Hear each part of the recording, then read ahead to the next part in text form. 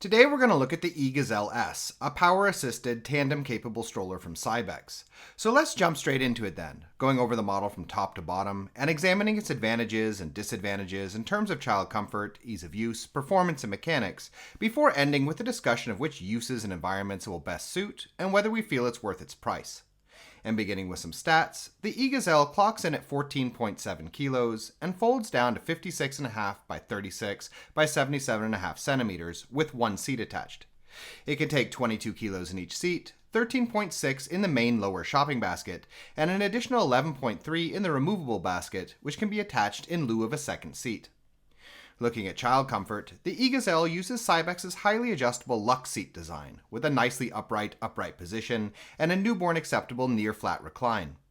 Size-wise, the EGazelle's seat measures 28 centimeters in width and has a length for the sitting surface of 90, meaning the combined lengths of the backboard, baseboard, and leg rest, as well as a longer length of 116 when raising the canopy to its highest position and using the front frame mounted footrest with the seat in the lowest position. When it comes to other aspects of the seat, the textiles are somewhat middle of the road in my opinion. Not super premium feeling, but at least durable and acceptably padded. The harness is easy to use and sports Cybex's one-pull tightening mechanism, and the canopy is extendable via both a sun flap and an extra section zipped in the back, and also has a little inbuilt ventilation. One thing to note here is that when the canopy is raised up, which is an important feature with this model since the backrest is a little on the short side at 47 centimeters, there's an open hole behind the head, which is nice for warmer climates, though ought to have had a covering flap in my opinion for people who live somewhere colder. For the newborn period, in addition to using the seats fully reclined, Cybex has a bassinet available for the EGazelle, as well as adapters that are compatible with a variety of car seats, and the model also has a rocking function as one of its powered features. Lastly, it's worth pointing out that in two-child mode, both seats are the same size and have the same weight capacity, and a bassinet or car seat can also be used either above or below, which provides the model with more versatility for catering to different age gaps between children than you get with a lot of competing tandem strollers.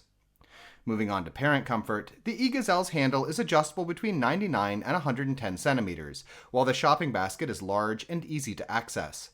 The additional higher shopping basket is smaller than one might think from the advertising pictures, but is nonetheless handy for keeping more regularly used items closer to you.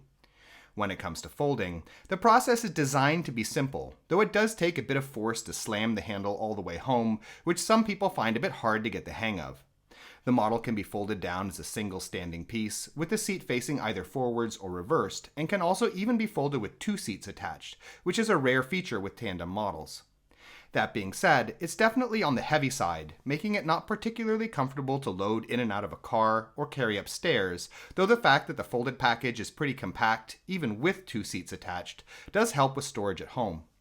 As far as how the Gazelle feels to use, the model has a solid, durable feel with thick bars, reinforced hinges and connection points, and strong cross support, but it's also quite rigid, heavy to push, where you can definitely feel the weight of the extra motorized components, and the resistance of the motors against the spin of the rear wheels when not using the powered function is annoying in my opinion. Wheel size is good on the model, 8 inches in the front and 10.6 in the back, but the rear suspension is pretty stiff and doesn't provide much shock absorption, meaning that even though the EGazelle can handle stuff like broken sidewalks, dirt roads, and gravel, it's apt to feel somewhat jittery over continuously bumpy ground, and is also not a model that I recommend for harder off-roading. In addition, it's relatively long front to back, especially in tandem mode, which makes it heavy to steer and tip, as one must do when going up curbs.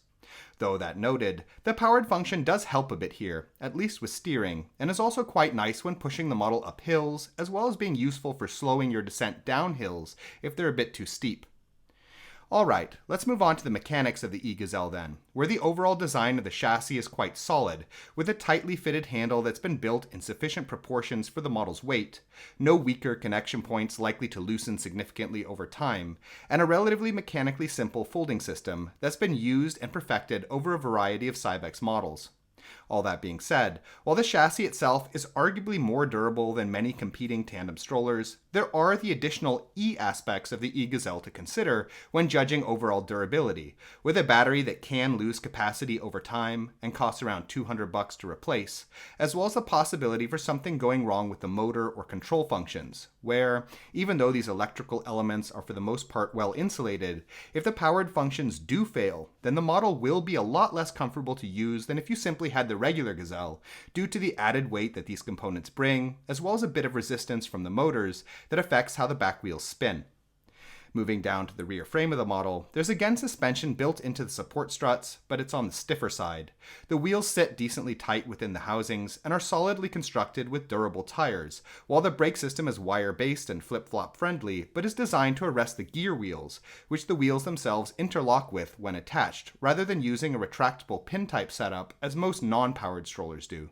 In general, everything feels pretty solid with the rear frame, meaning the brakes and motor elements, but the housings seem difficult to disassemble, likely involving drilling out rivets, and any home repairs would require more motor-type knowledge, rather than the simpler mechanical common sense that it takes to deal with a non-electrical stroller.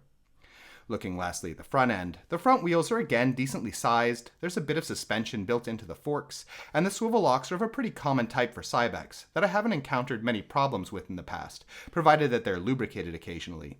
The wheels themselves sit tightly within the forks, and the forks are also tight in the housings, which is good for preventing wobbling problems down the road, though I'd note that the forks do run flush through ball bearings in the front housings, making it important to lubricate the fork axles from time to time so that they don't rust within the bearings, and also creating the possibility that those bearings may wear down eventually and need to be replaced. So, would I recommend buying the E-Gazelle then? Maybe, provided that you need what the model offers in any case.